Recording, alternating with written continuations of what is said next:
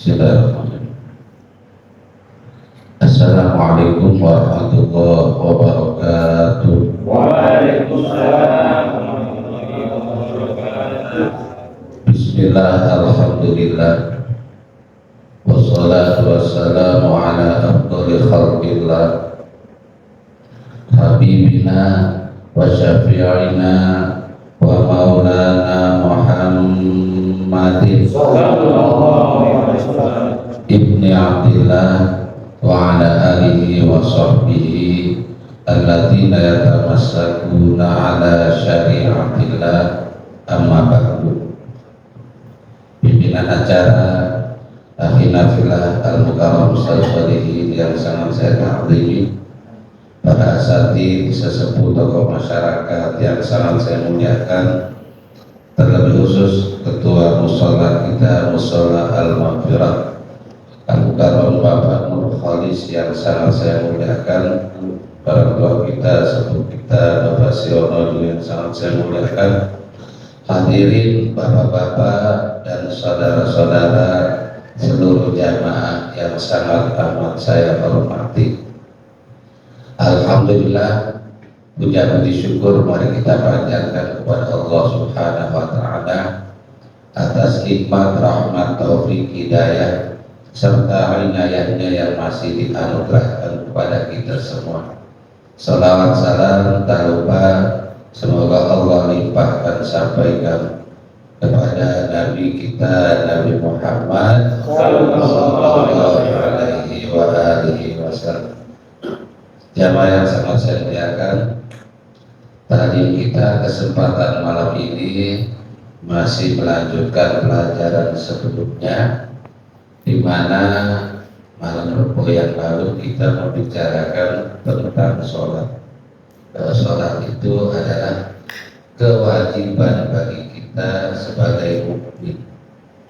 Sholat itu adalah alat untuk kita mengingat Allah Subhanahu wa ta'ala. Makanya kemarin diingatkan oleh Allah, ya ayyuhalladzina amanu la tulhikum amwalukum wala auladukum an dzikrillah. Ya orang-orang beriman, kata Allah, jangan sampai kalian disebabkan sibuk, yaitu mencari dan mengumpulkan harta. Jangan sampai kalian disebabkan sibuk mendidik dan mengarahkan anak lupa sholat. Juga kemarin dijelaskan sholat itu kewajiban yang pertama sebelum Allah mewajibkan kepada Nabi Muhammad dan umatnya ini kewajiban-kewajiban yang lainnya. Juga sholat nanti di akhirat amal yang pertama kali akan dihisab oleh Allah Subhanahu. Setiap kali seorang sholat kemarin bahwa dosa-dosa dari seluruh anggota badannya dikumpulkan di atas kepala dan di lehernya. Ketika dia rukuk sujud, maka insya Allah dosa-dosa itu akan berjatuhan rontok. Selesai sholat bersih dari dosa. Amin. Yang pertama, bahwa roda fil hadis juga disebut di dalam hadis, di mana Nabi kita Muhammad sallallahu alaihi wasallam bersabda, kata beliau, man hafadha 'ala shalat akramahullah bi khamsi khisal. Barang siapa orang yang selalu menjaga, memelihara sholat, maka Allah akan memberikan kepadanya 5 kemuliaan. Apa 5 kemuliaan yang akan Allah berikan kepada orang-orang yang selalu menjaga, memelihara sholat? Yang pertama, yurfa'u anhu daikul is. Insya Allah orang yang selalu menjaga, memelihara sholat akan Allah hilangkan, jauhkan dari kesempitan hidup. Artinya hidupnya nggak terlalu sempit. Andaikan sempit, insya Allah nggak banyak sempitnya. Amin ya rabbal alamin. Makanya ada nasihat ulama, ahsinis sholat yuhsinka Yuhsin kallah alisakan, perbaharui terus ya sholat kamu, hidupmu nanti akan selalu diperbaharui oleh Allah Subhanahu wa Ta'ala. Satu, akan Allah jauhkan dia dari kesempitan hidup. Wa adzabul qabri, orang yang menjaga memelihara sholat, kata Rasulullah, dia juga akan dijauhkan dari azab kubur. Kubur itu ada nikmat kubur, ada azab kubur. Orang yang waktu hidupnya mau menjaga memelihara sholat, insya Allah dia tidak akan menemukan yang namanya azab kubur. Wa yutihila kitabahu biyaminih, ketika nanti dia menerima buku catatan amal, dia akan menerima buku catatan amalnya dengan tangan kanan ya, karena semua amal kita ini kan dicatat Pak oleh malaikat raqib atau malaikat atid. Catatan itu terpelihara rapi di sisi Allah. Pada saatnya nanti ketika kita menghadap Allah, buku itu akan diserahkan oleh Allah kepada kita masing-masing ya. Setelah diserahkan, bahkan bukan hanya sekedar serahkan, Allah mempersilahkan kita juga untuk membaca catatan amal kita. Iqra kitabaka kafa bi nafsika al-yawma 'alaika hasiba. Ada orang menerima buku catatannya dengan tangan kanan, ada orang yang menerima catatan amalnya dengan tangan kiri. Kalau orang menerima buku catatan dengan tangan kanan, insya Allah menunjukkan bahwa isi catatan bukunya itu banyaknya yang baik-baik saja. Amin ya rabbal alamin. Tapi kalau orang sudah menerima buku catatan amalnya dengan tangan kiri, menunjukkan istilah rapot banyak merahnya. Orang yang menjaga memelihara salat, insya Allah, kata Nabi, dia akan menerima buku catatan amalnya dengan tangan kanan. Wa yamuru 'ala sirat kal barqil khatib, dia juga akan melewati sirat, melewati jembatan bagaikan kilat yang menyambar. Jamaah yang sangat saya muliakan, Nabi menjelaskan, kata Nabi, umatku melewati sirat itu dengan bermacam-macam. Ada umatku yang melewati sirat itu kalbar kilat, bagaikan kilat yang menyambar. Baru naruh kaki di sini udah cepet seberang sini. Amin ya rabbal alamin. Ada juga kata Nabi kalau kariyahil asif ya, umatku ada yang nyebrang sirat mustaqim. Sirat itu bagaikan angin yang menembus, baru naruh terus udah ada di seberang sini ya. Kalfarsi sapi, kata Nabi, ada juga umatku yang nyebrang sirat itu bagaikan kuda pacu, kuda balap ya. Sini cepat udah sampai sini. Ada juga kata Nabi katoir, ada umatku yang nyebrang sirat itu bagaikan burung, secepat terbangnya burung. Ada juga tapi kata Nabi yang umatku nyebrang sirat itu bisyahril kamil, sebulan penuh. Sebulan, tanggal 1 nyampe tanggal 30. Sudahlah, kita mau sebulan, mau lebih sebulan juga, yang penting selamat sampai seberang sana. Amin ya Rabbal. Orang yang menjaga memelihara salat, insya Allah dia akan cepat selamat dalam menyeberangi siratnya. Wa yadkhulul jannah bi ghairi hisab, dia juga akan masuk surga dengan tanpa diproses, atau bahasa lain barangkali dia akan masuk surga dengan proses yang sangat amat mudah. Amin ya rabbal alamin. Wa man tahawana 'anis shalah aqaballahu bi khamsa 'asharata 'uqubah. Barang siapa orang yang menyepelekan sholat, tadi menjaga, memelihara sholat. Kata Nabi, barang siapa orang yang menyepelekan sholat, ya, aqaballah, maka Allah akan berikan kepadanya 15 siksaan.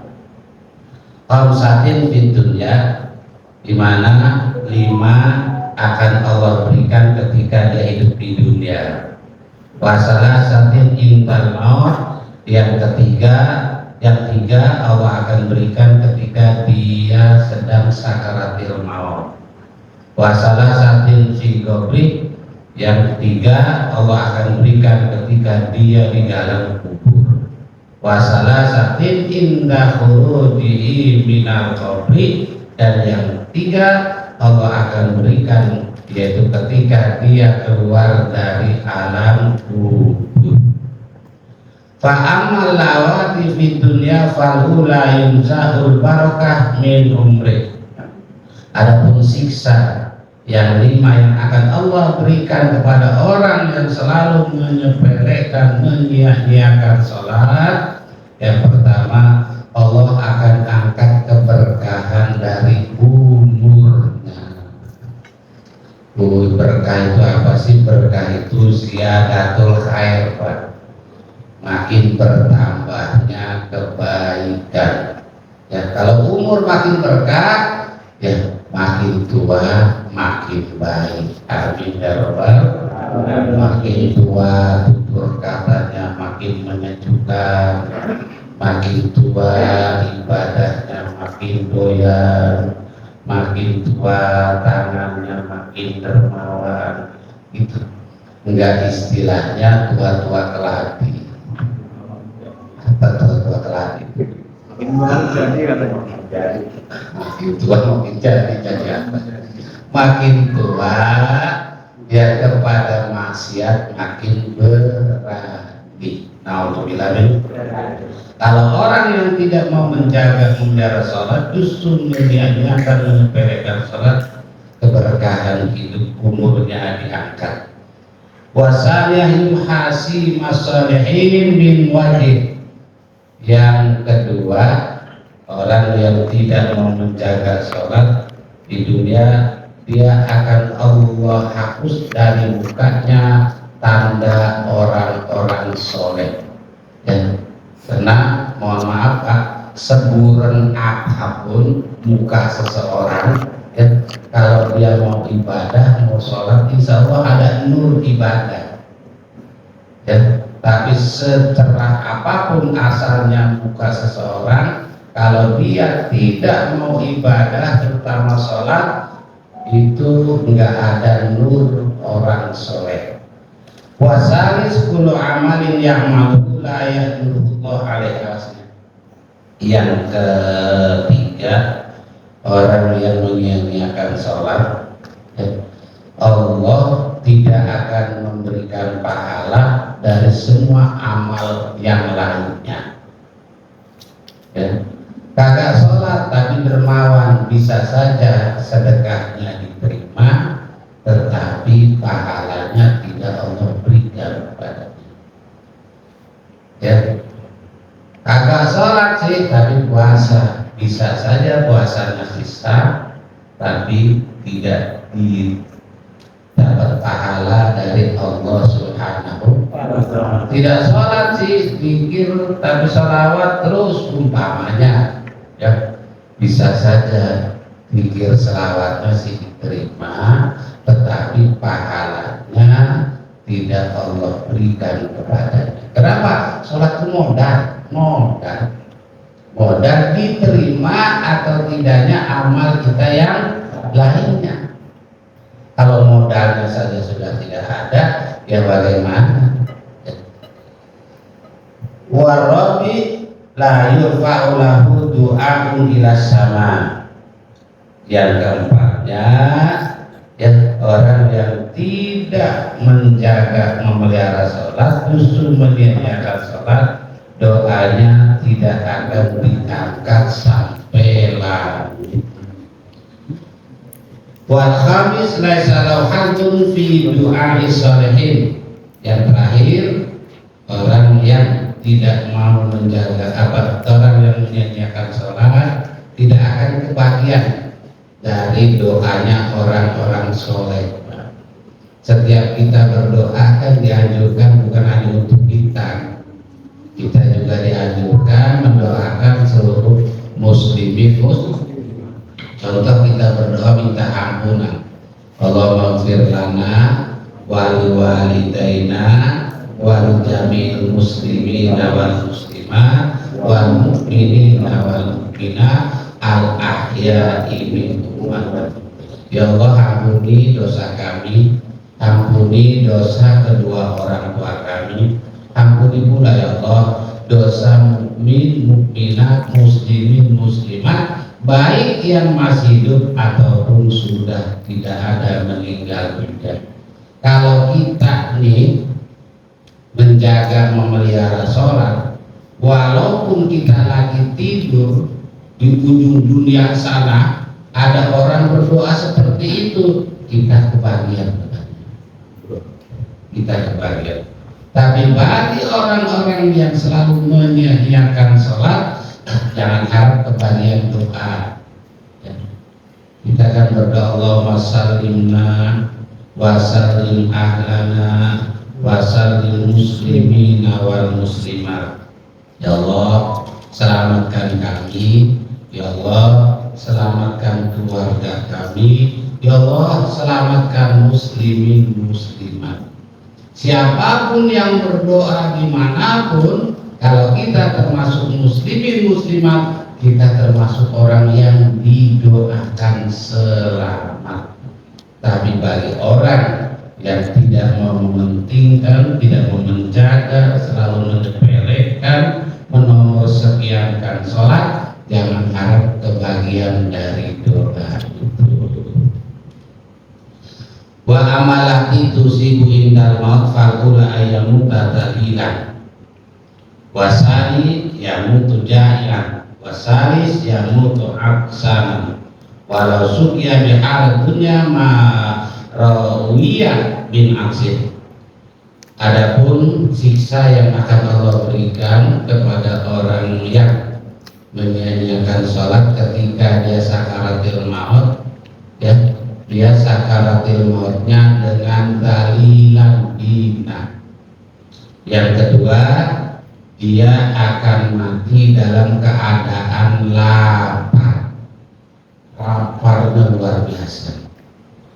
Dan juga yang ketiga, dia akan mati ketika sakaratil maut itu mengalami kehausan yang luar biasa, sampai lausukia biharudunya marawiya min aksi. Andai pun air selautan itu dimasukin ke mulutnya, itu tidak akan dapat menyegarkan rasa haus yang luar biasa ketika dia sakaratil maut. Wa amalati tusibu bi qabrin fal ula yudayyibu alaihi al-qabru hatta takhtalifa adnahu wasanis yuqadu alal qabru nalan yataqallabu alal jamri lailan wa naharan wasanis yusallitu alaihi fi qabri sa'ban ismuhu suja'ul akbar. Adapun tiga siksa yang akan Allah berikan kepada orang yang tidak mau mementingkan, tidak mau menjaga, selalu menyia-nyiakan sholat, menyepelekan sholat ketika di dalam kubur. Yang pertama, yudhayiqu alal qabru, kuburnya akan dipersempit. Ya memang kubur bersempit ya, paling gede 1 kali 2, itu jarang ya 1 meter itu, kecuali di kampung yang tanahnya masih luas. Jakarta setengah meter. Cuma miring aja untungnya, kalau terlentang makanya nggak muat gitu.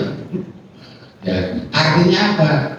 Ketika dia dalam kubur akan digencet oleh kubur.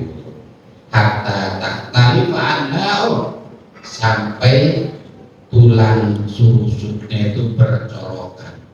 Begini, artinya kena gencetan kubur.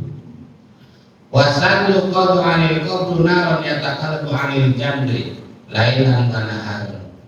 Yang ketiga, siksa yang kedua yang Allah berikan siksa kepada orang yang dalam kubur, orang yang menyia-nyiakan sholat adalah kuburnya akan dinyalakan api.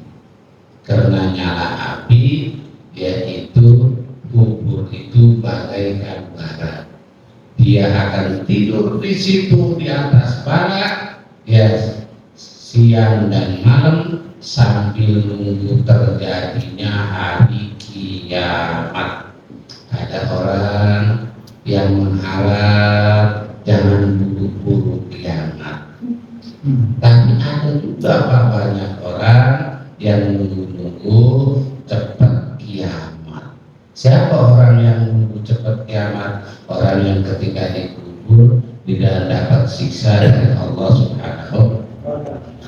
Dan yang ketiga, yusallatu alaihi fi qabri subhan ismuhu suja'ul aqrab ainahu min narin wa faru min hadidin kullu dhifrin masiratu yaumin yukallimul mayt fayaqul ana suja'ul aqrab wa sautu mislu raddil qasim.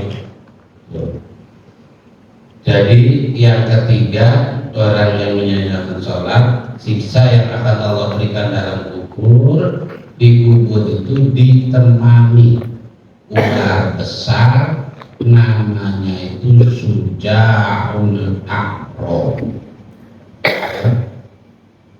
Suja'ul Aqrab, ular lelaki yang berani, Aqrab yang botak kepalanya. Ular lelaki yang berani, yang botak kepalanya. Kenapa sama botak? Bisa apa luar biasa? Bisa. Coba temannya itu udah dikubur, digencet, panasnya luar biasa.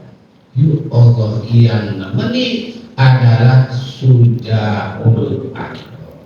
Makanya kalau mau ngasih nama anak jangan Arab-Araban, tanya dulu.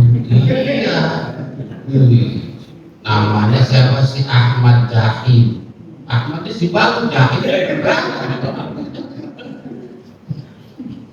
Nanti pernah dengar Suja'ul Aqrab. Lagi ini cukup kita kasih nama Suja'ul Aqrab. Padahal populer ya. Ainahu minar wa faruhu min hadid, matanya itu menyala api, kuku-kukunya itu dari besi-besi yang panas, panjang kukunya perjalanan sehari. Kalau sehari dari sini Tangerang atau paling setengah hari ya. Dari mana tuh? Cikampek katanya. Kita jalan kaki Pak. Nyampe gak ke Cikampek sehari? Enggak ya. Panjang-panjang kakinya, air kukunya. Dia akan ngomong kepada mayit, ana Suja'ul Aqrab. Saya ini adalah Suja'ul Aqrab. Amarannya Allah an adribaka ala tudai as-salat. Saya diperintahkan oleh Allah, kata Suja'ul Aqrab, yaitu untuk menyiksa kamu karena kamu waktu hidupnya selalu menyia-nyiakan sholat. Nauzubillah min dzalik. Fakullama turibat torbatan yahusu fil ardi sab'ina diratan fala yazalu fil ardi mu'adziban ila yaumil qiyamah. Dan Begitu si Sujaul Akro ini belum ngegigit, baru mukul doang, kata Rasulullah, itu si mayit masuk ke dalam tanah ukuran 70 hasta, kurang lebih 70 atau 60 meter lah.